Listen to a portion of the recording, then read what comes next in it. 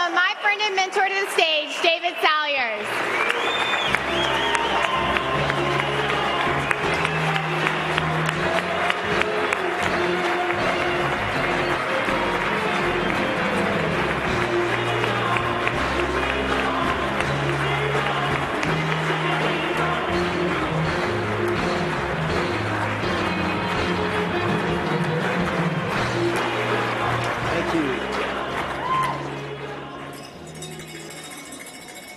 Thank you. For those of you who didn't recognize that song, it was a song by Aerosmith called Dream On. And about 1978 or so, I arrived on the University of Georgia campus, and I had a dream. Much like many of you in this room arrived on that campus with a dream. My dream was to retire early. Age 35 to be exact. But remarkably, and showing you how much that university can impact people, I left with something remarkably better than that. I left finding the job I wouldn't want to retire from. And that's what I want to talk to you about tonight, because that's what I hope for many of you tonight. We've got everything from students to business people of all ages. I would hope all of you could find the dream, the job you wouldn't want to retire from. So let me explain a little bit about how that happened for me in the context of the Terry School and the University of Georgia. I've been a hard worker all my life. I worked really hard. I wanted to build a killer resume. I had good grades, and I was ready to cash in when I graduated from the University of Georgia. But fortunately for me, Woody Falk, who is sitting in the audience right here tonight, one of my best friends at the University of Georgia. We were fraternity brothers. We used to double date, did all kind of things. He introduced me to a man named Truett Cathy. And Truett had hired a guy named Steve Robinson, who's also in the audience tonight. Hey, Steve, one of my greatest mentors along the way. He hired me at Six Flags. I worked for him as a summer intern and all the way through to the time he retired as the CMO of Chick-fil-A. But here's what happened. When I graduated, I had a lot of great offers out there for lots of money. And I thought, if I'm going to retire early, boy, the highest offer wins. But somehow, along the way, Chick-fil-A made me an offer. And Steve, it was the lowest offer of any company by about 50%. And so I reached one of those defining moments in life. One of those defining moments where I had to decide, what did I really value? The most money or the most amazing job? Because I could tell that this was going to be an amazing job. And that led to a discussion with a guy named Dave Kaplan that created kind of an architecture in my mind, a map in my mind that I've never forgotten. He sat down in the ATO parking lot with me. And I was going through, hey, do I take all these high-paying jobs or do I take this low-paying job from Chick-fil-A? And it didn't take him a nanosecond to figure this out. He said, David, or he actually said, Salyers, are you kidding me? He said, you've never made a dime for anybody. He said, the last thing you need to worry about coming out of college is how much money you make. He said, find a leader you can believe in and you want to become more like. He said, find a business that you would be proud to work for. Find a job that you're uniquely gifted to do. And find a job that you have tremendous passion around doing. So if you can find those four things, money will never be your problem. Well, that was a perfect description of Chick-fil-A and the job I was being offered there. The opportunity to work with people like Truett Cathy and Steve Robinson, people that I believed in and wanted to become more like. The opportunity to work for a company that I could be proud of. And the opportunity to do some work that I felt like I was uniquely gifted to do and would be very passionate about doing. So I took that job, and I've never looked back. I've been there for the last, literally since the day I graduated from college. 4 hours later, I started with Chick-fil-A. Now, I have to tell you, it didn't look like the dream job at the time. In fact, Chick-fil-A headquarters at that time was a very small company. The headquarters was in a warehouse. The warehouse was full, so they cut a hole in the wall, pulled up a mobile home, and my first office was in a mobile home attached to a warehouse.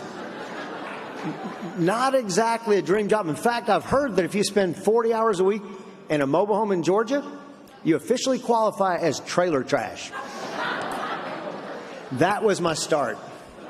From that beginning, two of us in that mobile home. Steve was the other occupant, but he's from Auburn. He went to Auburn, so that's fitting for an Auburn student to be in a mobile home.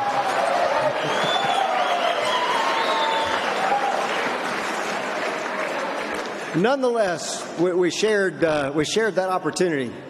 This year, Chick-fil-A will probably hit $9 billion. From trailer trash to a $9 million business. Amazing. Yeah. So I wanted to share with you just a couple thoughts that I thought might be helpful to some of you in this room tonight as you consider your careers, especially to the students. I want you to listen to a couple things that I learned along the way. The first and most remarkable lesson is when I was going through college, I thought business was a get-rich scheme. That most people started businesses to get rich. What I learned along the way, and especially the way it was role modeled for me by Truett Cathy, is business can actually be a be-rich scheme. You see, getting rich is about enriching our own life, putting money in our own bank account, doing things for ourselves, but being rich is about enriching the lives of other people, enriching the lives of the people that we encounter through the context of that business. And what was modeled for me was a be rich scheme instead of a get rich scheme.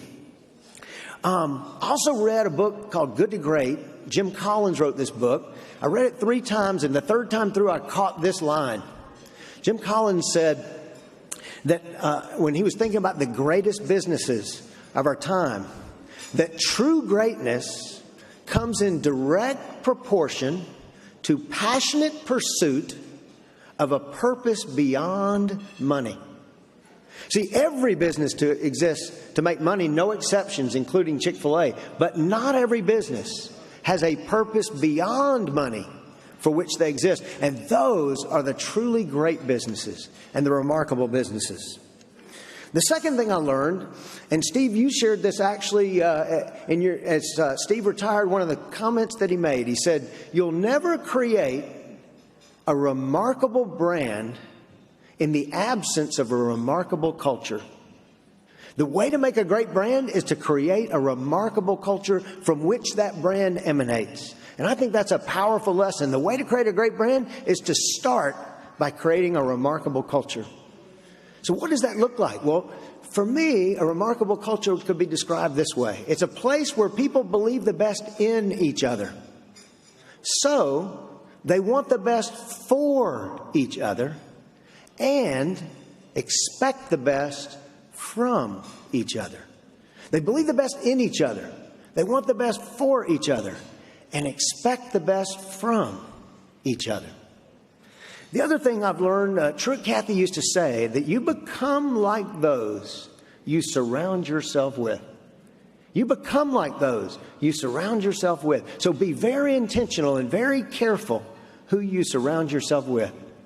And the main reason I'm excited about tonight is this award that I'm receiving, while I'm very grateful for it, Dean Ayers and all the rest, it's really merely a reflection of the people that I've been so blessed and fortunate to be surrounded by.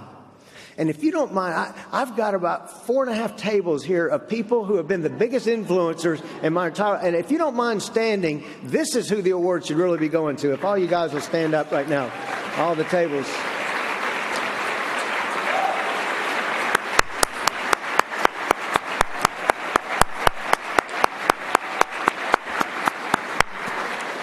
I can't name them all, but let me tell you, I would not be standing up here if these people had not intersected with my life. And I take that very seriously. The people I surround myself with are a mirror and a picture of my future and a mirror of what I'm about to become. Let's see. I don't want to miss the fact it was in the video, but I also don't want to miss the fact one person I just have to name is Earl Leonard. Earl Leonard, I met during college. He was the president of ATO. I became the president of ATO. That's how we intersected. But that man is one of the most remarkable, incredible, astounding people. And he has so much impact on so many lives. And he has been there for me every step of the way. I met him in college. And to this day, even as recently as about a year ago, when my father died, he was the first person in the door. And my son, Nick, went through the business school, went through the Leonard Leadership Scholars Program. And as he mentioned in the video, one of the biggest impacts of anything he did at the University of Georgia. So Earl, I don't think he's here tonight, but I'm not going to have a time at the University of Georgia, an award like this, and not mention your name, Earl Leonard. You are incredible, like a second father to me.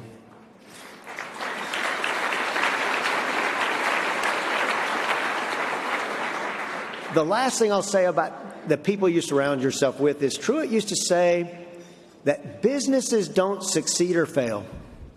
People do. So if you want to have a successful business, just surround yourself with successful people. And I've seen it happen over and over and over again. I'm seeing it happen right now with my son, Nick, who started his own little business and has surrounded himself with several young men that are highly successful. And let me assure you, that will be a successful business. The last little story I wanted to tell you tonight that I think would be really helpful to you is one of the ones that marked my life almost more than anything else along the way from Truett Cathy. In the early 90s, Boston, what was then called Boston Chicken, was a growing organization. They'd started with 13 locations up in the Northeast. They had expanded almost overnight to as big as Chick-fil-A because they got an injection of private equity, and so they'd gone public. They were on the cover of every magazine, and we thought for the first time Chick-fil-A may be in trouble here. So Dan Cathy went and looked for ways to help us grow bigger, faster. We looked at doing IPOs, we looked at borrowing money, we looked at all kinds of things. And he came back to report on how we were going to get bigger, faster. And as he was making that report, his eyes were aglow, he was passionate about it, and I was sitting down near Truett Cathy, and I could tell Truett Cathy was not liking what he was hearing.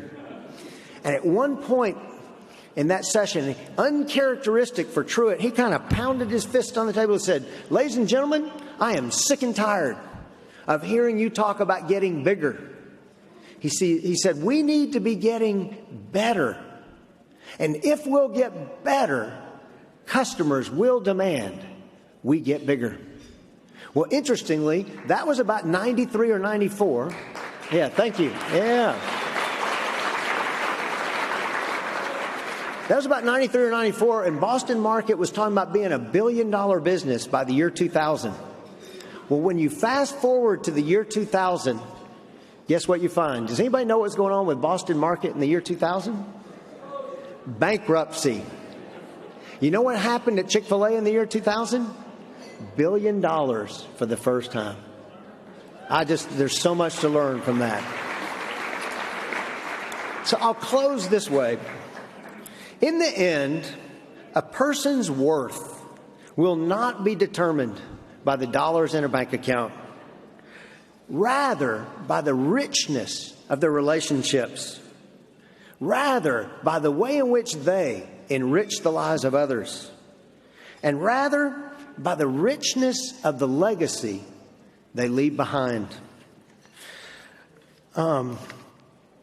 If you'll just do these three things, create value instead of extract value, create a remarkable culture, focus on getting better, not bigger, then I think you'll have not only a remarkable career, but a remarkable life. And at the end of the day, on life's final exam, you will get an A+. Thank you so much.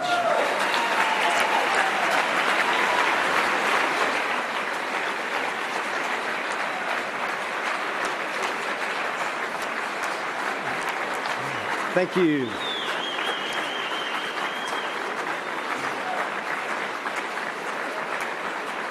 So there's one last thing I need to tell you.